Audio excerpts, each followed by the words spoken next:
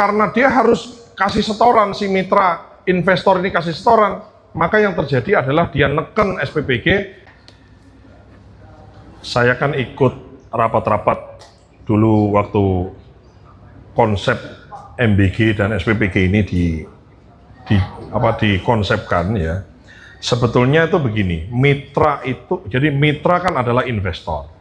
Nah, seharusnya atau konsep awalnya adalah mitra yang ingin bangun dapur itu untuk bisa, ini mitra kan untuk bangun dapur kan dia keluarin uang sendiri. Kenapa yayasan? Karena ini aja nih, mekanisme administrasi peraturan Menteri Keuangan dan seterusnya itu harus yayasan. Seharusnya mitra untuk bangun, dia punya uang, katakanlah seperti Anda bangun uang, dia bangun, itu untuk bisa bangun, itu harus bikin yayasan dulu, kemudian yayasannya di-submit ke BGN, di-approve, Anda bangun. Masalahnya yang sekarang ini, sekarang kita lagi kita petani, kita sisir, ini adalah begini. Oknum di dalam BGN terdahulu, itu kemudian menyiapkan yayasan-yayasan. Kemudian di-approve, karena dia adalah oknum di dalam, dia yang meng-approve titik-titik ini. Jadi, si yayasan-yayasan yang di-approve ini adalah yayasan-yayasan yang dia tidak punya uang. Dia di-approve karena memang ada, itu tadi, karena orang dalam. Kemudian karena yayasannya sudah di-approve, kemudian dia menjajakan titik ini kepada mitra. Yang kemudian minta nanti mitra bangun, kemudian memotong ada potongan yang harus disetor kepada yayasan ini. Ini yang sekarang sedang diperiksa oleh kejaksaan, bahwa oknum-oknum di sini itu terafiliasi dengan yayasan-yayasan tertentu yang dia menerima setoran. Oleh karenanya itu kemudian karena dia harus kasih setoran, si mitra investor ini kasih setoran, maka yang terjadi adalah dia neken SPPG. Dia entah gimana caranya kualitas makanannya dikurangi karena dia harus menganggarkan untuk setoran potongan tadi. Bisa dipahami di sini ya. Ini yang sekarang diperiksa oleh kejaksaan ya. Bahwa sebetulnya konsep awalnya dulu saya ikut rapat itu adalah mitra yang mau invest itu sebelum dia bangun dia bikin yayasan, di-approve, baru pakai uang sendiri. Yayasan ya punyanya, atau yayasan ya kemudian itu adalah mitra, bukan kemudian yayasan sendiri, mitra sendiri. Kenapa yayasan sendiri dan mitra sendiri? Karena mitra yang punya uang tidak bisa approve titik, sementara yayasan yang punya afiliasi sama orang dalam di approve tidak punya uang. Nah ini kita sedang sisir, sedang kita bereskan ya. Jadi kita lagi sedang membuat, ini sedang kita kaji, sedang kita sisir, dan kita ingin membuat satu skema yang paling adil. Di sini yang paling, ibaratnya paling berkorban karena dia berinvestasi adalah mitra. Nah itu mitra, karena dia ngeluarin biaya dia sendiri, dia bangun dapur. Sementara ada yayasan-yayasan tertentu yang dia nggak keringat, hanya modal kenal sama orang dalam, kemudian dia melakukan potongan-potongan. Ini yang kita mau bereskan semua. Termasuk, mohon maaf, ini semua akan jadi acuan, 16.000 sekian ini. Dan akan kita sisir semua untuk memastikan bahwa tidak boleh ada potongan-potongan tambahan lagi, supaya menu yang tersedia untuk anak-anak kita, untuk ibu-ibu hamil dan menyusui ini, menunya kemudian benar, baik, sesuai, bagus, bergizi, bukan kemudian karena ada setoran kemudian dikurangi gitu ya. Saya sampaikan bahwa mitra atau investor itu adalah sahabat, dia yang memang membersamai BGN menjalankan program ini. Dia invest, pakai uang dia. Tadi disampaikan ada yang berhutang dan lain-lain. Dia yang keringet.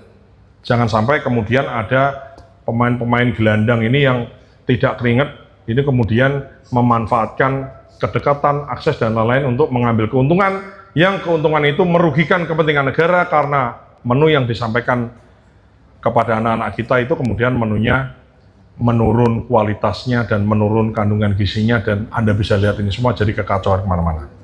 Yang berikutnya saya ingin komentari, dapur yang suspend itu bukan hanya salah mitra seorang atau salah mitra satu pihak, tapi juga ada kelalaian kepala SPPG, kepala dapur, maka sanksi juga akan diberikan kepada kepala SPPG atau SPPI yang ada di situ dengan maksimal ancaman pemecatan, dan kalau ada mens rea kejahatan di situ kita akan laporkan pihak berwajib untuk ditindak secara pidana. Itu ketegasan dari kami. Gitu. Lain? Kamulah, boleh.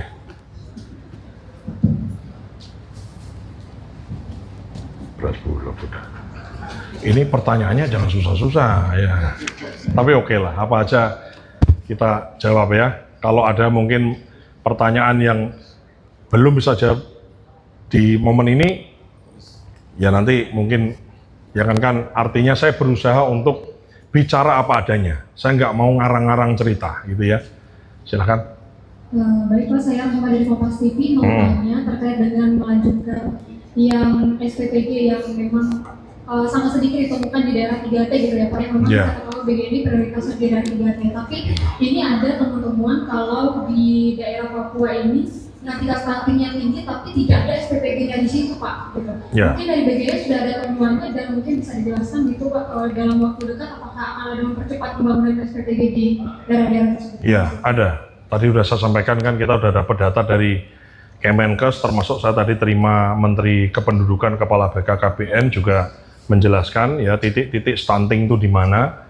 Nah ini yang kita ingin percepatan, kita ingin ini dulu nih, ya ini dulu yang kemudian kita ingin percepatan. Kita ingin yang daerah Papua, daerah NTT, daerah merah-merah ini, zona-zona merah ini, bagaimana kita kemudian bisa secara langsung memberikan intervensi gizi kepada anak-anak, ibu hamil dan menyusui di wilayah-wilayah itu. Betul sekali. Cukup? Ya. Saya Ika dari Kompas. Oh, Kompas juga? Saya mau tanya Pak untuk penegasan saja. Iya. Untuk penegasan saja terkait dengan respon hasil putusan MK kemarin, ini apakah sekarang mungkin untuk update pembahasan dari BGN dan mungkin kementerian lembaga terkait, apakah ini akan berpengaruh pada anggaran BGN itu sudah pembahasan atau belum? Dan kemudian apakah juga mungkin dari BGN sudah mempersiapkan terkait dengan mungkin penyesuaian tata kelola dengan putusan kemarin itu? Terima kasih. Ya sebetulnya kalau kami di level operasional ya, ini kan penganggaran itu kan, saya kira mungkin pertanyaannya bagusnya ke Pak Menteri Kesehatan pas itu ya. Nanti ditanyakan aja, Menteri Kesehatan sorry, Menteri Keuangan ya. Itu pasnya ditanyakan ke Pak Purbaya ya saya kira. Karena kami ini kan mau anggaran dari anggaran nyantol di mana kan kita menjalankan anggaran itu kan gitu. Sekarang akan dipakai daerah pendidikan ya Pak? Apa itu? Untuk yang sekarang. Ya, kan Anda baca aja itunya kan, putusan MK-nya kan gitu ya. Maksud saya, apalagi kan saya udah jelaskan saya adalah pelaksana gitu. Apakah menganggarkan siapa-siapa kan itu ada Badan Anggaran, ada Kementerian Keuangan dan seterusnya ya. Jadi kami ini kan pelaksana anggarannya kan gitu ya.